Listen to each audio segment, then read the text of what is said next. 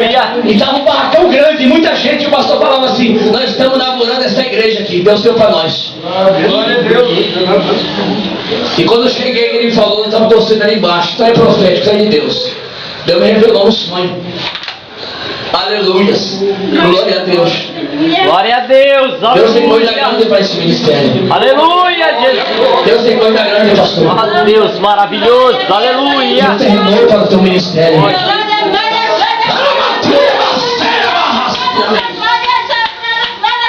Vai chegar mais gente aqui.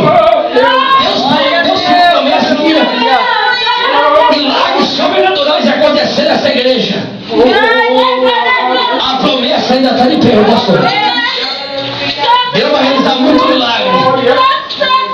Em muitos lugares o país já perdeu a glória de Deus. Só está na teoria.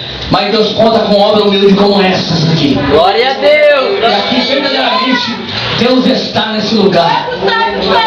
A presença de Deus está nesse lugar. O azeite de Deus está nesse lugar, irmão.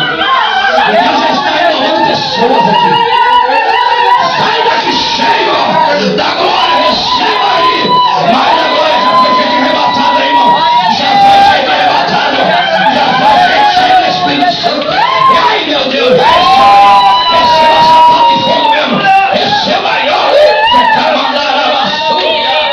Olha aí, olha aí, olha aí, olha aí. Receba a palavra.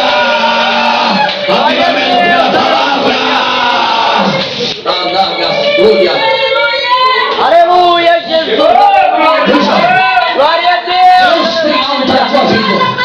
Aleluia, Jesus. Ele quer mais de ti. Ele quer que tu dá lugar. O que ele tem para a tua vida é muito grande.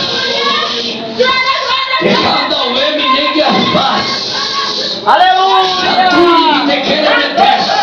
Oh, Deus. Que time negas terra. Deus tem coisa grande, ele diz: minha filha, busca mais.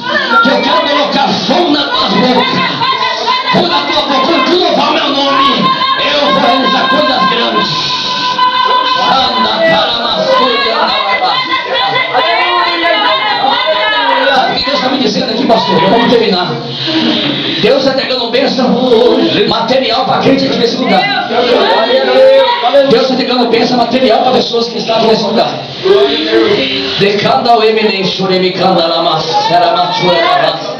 Deus está abrindo porta muito grande aqui nesse lugar. Deus marcou essa noite. Aleluia, marcou isso aqui. Está em outro lugar, em outra cidade. Mas Deus nos trouxe aqui nessa noite. Aleluia. Sabe aquele parente seu que tu tem preocupado? Deus vai te dizer, irmão, não te preocupe, que Ele está cuidando nesta noite.